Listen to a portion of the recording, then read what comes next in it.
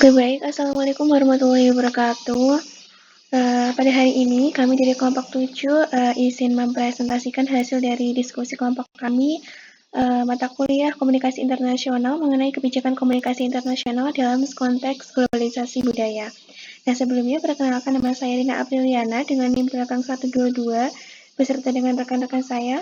Saya Ayu Istiqomah dengan NIM belakang 066. Saya Nias Tuti dengan NIM belakang 063. Saya Sherly Puspasari dengan NIM 146. Saya Putri Nadia Lisdawati dengan NIM 167. Nah, untuk mempersingkat waktu, langsung saja kita masuk ke materi.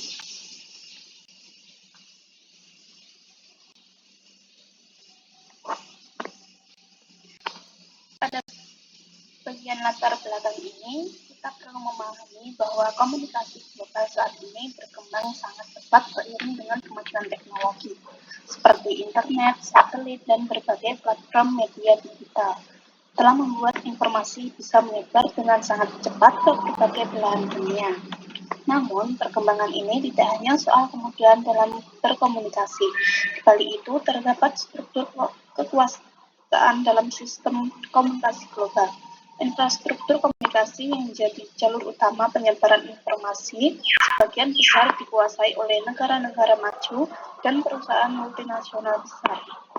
Kondisi ini membuat mereka memiliki pengaruh yang sangat besar dalam menentukan bagaimana informasi diproduksi, disebarkan, dan dikonsumsi oleh masyarakat global. Akibatnya, negara berkembang seiring kali berada dalam posisi yang lebih bergantung pada sistem komunikasi yang sudah didominasi oleh pihak-pihak tersebut. Karena itu, penting untuk melihat infrastruktur komunikasi global tidak hanya sebagai teknologi, tetapi juga sebagai bagian dari dinamika kekuasaan dan ketergantungan dalam sistem global. Kita akan membahas tentang infrastruktur komunikasi global. Infrastruktur komunikasi sebenarnya tidak hanya soal teknologi seperti internet, satelit, atau media digital, tapi juga berkaitan dengan kekuasaan dalam sistem global. Saat ini, sebagian besar infrastruktur komunikasi dikuasai oleh negara-negara maju dan perusahaan multinasional besar, karena mereka yang memiliki teknologi dan jaringan tersebut. Mereka juga memiliki pengaruh besar dalam mengatur arus informasi yang beredar di seluruh dunia. Artinya, mereka tidak hanya menyebarkan informasi, tetapi juga bisa memengaruhi cara pandang, nilai, bahkan ideologi yang diterima masyarakat global.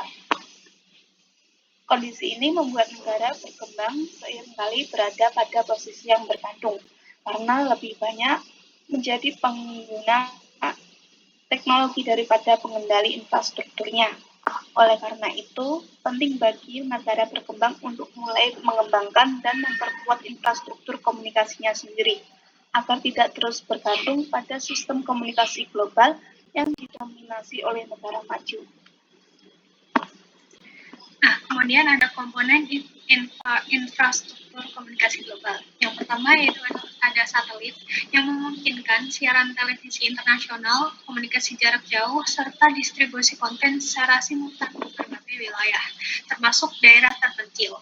Nah, yang kedua yaitu internet yang mengintegrasikan berbagai bentuk komunikasi seperti teks, audio, dan video dalam satu jaringan global yang interaktif. Melalui internet, masyarakat dapat berpartisipasi dalam produksi dan penyebaran informasi. Yang ketiga yaitu jaringan kabel serat optik bawah laut yang membawa sebagian besar lalu lintas data internasional seperti telekomunikasi, transaksi finansial, dan juga layanan cloud, sehingga menjadi infrastruktur penting bagi ekonomi digital global. Next. Nah, kemudian ada media global. Media global ini berperan sebagai saluran utama dalam produksi dan distribusi pesan lintas negara. Contohnya adalah televisi internasional, portal berita global, dan juga layanan streaming dan media sosial.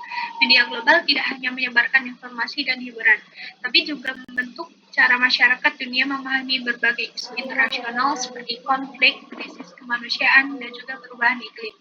Namun, arus informasi global seringkali didominasi oleh media dari negara maju, sehingga perspektif dari negara berkembang atau global south terkadang kurang terwakili. Next. Nah, kemudian ada lembaga dan perusahaan media. Dalam sistem komunikasi global, lembaga dan perusahaan media memiliki peran penting dalam mengelola produksi serta distribusi konten. Banyak perusahaan media transnasional menguasai berbagai mata rantai industri media, mulai dari produksi hingga distribusi. Selain itu, integrasi vertikal dan horizontal membuat dominasi korporasi besar semakin kuat dalam industri media global. Saat ini, platform digital juga berfungsi sebagai gatekeeper baru karena mereka dapat mengatur visibilitas dan penyebaran konten melalui algoritma serta kebijakan modernisasi. Di sisi lain, lembaga internasional juga berperan dalam menetapkan standar dan memfasilitasi kerjasama komunikasi lintas negara. Next. Nah, kemudian ada pendekatan struktural imperialisme. Pendekatan ini dalam komunikasi internasional menjelaskan bahwa ketimbangan arus informasi global terjadi adanya struktur sistem dunia yang tidak seimbang antara negara pusat dan juga negara pinggiran. Negara atau korporasi dari negara maju biasanya memiliki kekuasaan lebih besar dalam kepemilikan media, penguasaan teknologi komunikasi, serta distribusi konten global. Akibatnya, arus informasi dunia cenderung didominasi oleh pihak yang lebih kuat. Kondisi ini membuat negara pinggiran sering berada dalam posisi ketergantungan terhadap sistem komunikasi global yang ada. Next. Selanjutnya yaitu pendekatan hegemoni. Hegemoni sendiri adalah konsep dari Antonio Gramsci yang menjelaskan bahwa kekuasaan tidak selalu dijalankan dengan paksaan, tetapi bisa melalui persetujuan. Artinya, pihak yang dominan membuat nilai, budaya, dan cara berpikirnya diterima sebagai sesuatu yang wajar dan normal oleh masyarakat luas. Orang-orang mengikuti sistem tersebut bukan karena dipaksa, tetapi karena itu memang sudah seharusnya begitu. Nah, dalam komunikasi global, hegemoni terlihat dari dominasi negara-negara barat, terutama Amerika Serikat dalam menguasai infrastruktur komunikasi dunia. Mereka memiliki perusahaan media besar, platform digital, teknologi satelit, dan jaringan internet global. Karena mereka menguasai sistemnya, mereka juga punya pengaruh besar dalam menentukan informasi apa yang disebarkan dan bagaimana suatu peristiwa digambarkan. Lama-kelamaan, nilai dan gaya hidup Barat dianggap sebagai standar global. Film Hollywood, musik Barat, penggunaan bahasa Inggris, hingga platform seperti Google, Netflix, dan Instagram menjadi bagian dari kehidupan sehari-hari di banyak negara. Kita merasa itu pilihan bebas, padahal sistem komunikasinya sudah lebih dulu dibentuk oleh kekuatan ekonomi dan politik tertentu. Nah, inilah yang disebut dengan hegemoni, dominasi yang diterima tanpa terasa sebagai dominasi. Next. Selanjutnya yaitu critical theory dalam komunikasi global. Critical theory atau teori kritis berkembang dari pemikiran Frankfurt School seperti Adorno dan Horkheimer. Berbeda dengan pendekatan yang hanya menjelaskan sistem, teori kritis berusaha mengkritik dan mempertanyakan struktur kekuasaan yang ada. Teori ini melihat bahwa media dan sistem komunikasi tidak pernah netral. Di baliknya selalu ada kepentingan ekonomi dan politik. Dalam komunikasi global, teori kritis menyoroti bagaimana infrastruktur komunikasi dikuasai oleh perusahaan besar yang berorientasi pada keuntungan. Informasi tidak hanya berfungsi untuk memberi pengetahuan, tetapi juga menjadi komoditas yang bisa dijual. Berita dibuat untuk menarik rating, konten disesuaikan dengan pasar, dan data pengguna internet dikumpulkan untuk kepentingan bisnis. Teori ini juga mengkritik ketimpangan arus informasi. Informasi lebih banyak mengalir dari negara maju ke negara berkembang, sehingga negara berkembang sering hanya menjadi konsumen, bukan produsen utama informasi global. Sistem komunikasi global akhirnya lebih menguntungkan negara dan korporasi besar dibandingkan masyarakat secara luas. Next.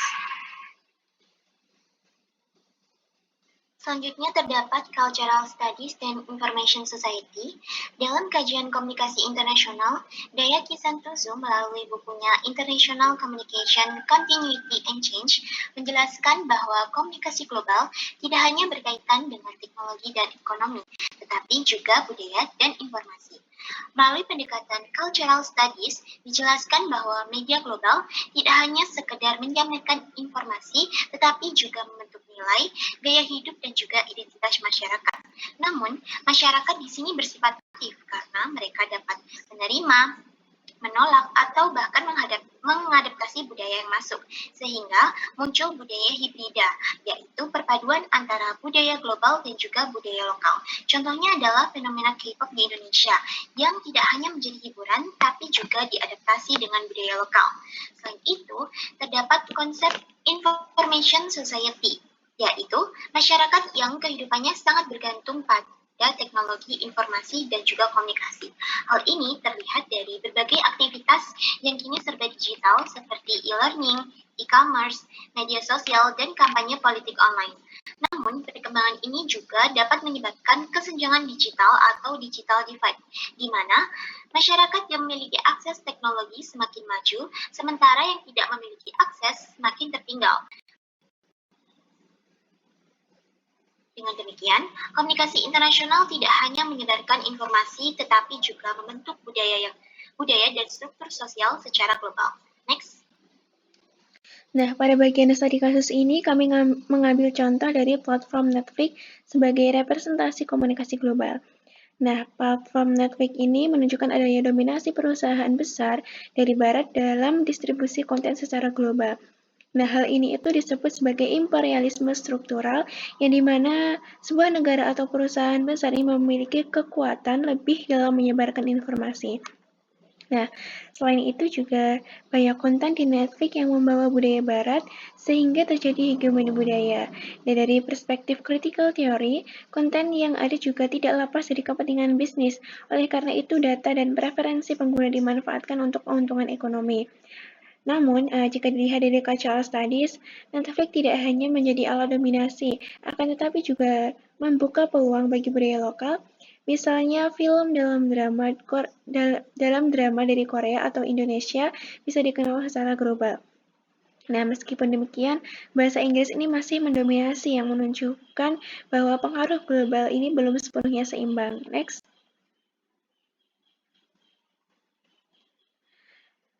Berdasarkan pembahasan yang telah dilakukan, dapat disimpulkan bahwa komunikasi global saat ini masih didominasi oleh negara maju, baik dari segi ekonomi, budaya, maupun teknologi. Nah, hal ini terlihat dari adanya imperialisme struktural, hegemoni budaya barat, serta praktik bisnis berbasis data seperti yang dijelaskan dalam critical theory. Nah, namun di sisi lain, budaya lokal tetap menjadi peluang untuk berkembang dan dikenal secara global sebagaimana dijelaskan dalam cultural studies. Dalam studi kasus satelit, terlihat bahwasanya platform ini tidak hanya menyebarkan budaya barat, akan tetapi juga memberikan ruang bagi konten lokal untuk tampil di tingkat global. Nah, sehingga dapat disimpulkan bahwa komunikasi global ini merupakan sebuah perpaduan antara dominasi dan peluang, yang dimana budaya lokal masih dapat berkembang di tengah arus globalisasi. Next. Nah, demikian presentasi yang dapat kami sampaikan. Apabila ada kekurangan dan juga salah kata, kami mohon maaf. Minal aidin wal faizin, mohon maaf lahir dan batin. Terima kasih. Wassalamualaikum warahmatullahi wabarakatuh.